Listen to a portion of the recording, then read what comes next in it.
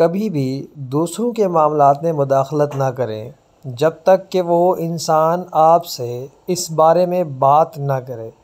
वरना लोगों के साथ आपके ताल्लुकात ख़राब हो जाएंगे। अगर आप ज़िंदगी में कामयाब होना चाहते हैं तो इस बात की परवाह करना छोड़ दें कि लोग क्या कहेंगे, क्योंकि जब आप ज़िंदगी में किसी मकाम पर पहुंच जाते हैं तो वही लोग लोगों को बता रहे होते हैं कि फ़लाँ से मेरा ये ताल्लुक़ है। अगर आप किसी इंसान की खुशी में खुश नहीं हो सकते तो इसकी खुशी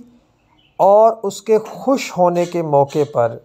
तकलीफ़ दे बातें ना कहें, क्योंकि ये चीज़ें आपके रिश्ते में कड़वाहट का बायस बनती हैं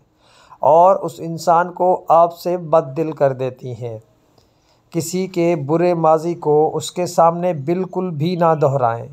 क्योंकि ज़िंदगी में आगे बढ़ने के लिए वो इंसान कितनी तकालीफ़ से गुज़रा होगा आप नहीं जानते, मगर आपके कुछ अल्फाज उस इंसान को ज़िंदगी में उस मकाम पर ला खड़ा कर देते हैं जहाँ से आगे बढ़ने के लिए उस इंसान ने पता नहीं कितनी तकालीफ़ बर्दाश्त की।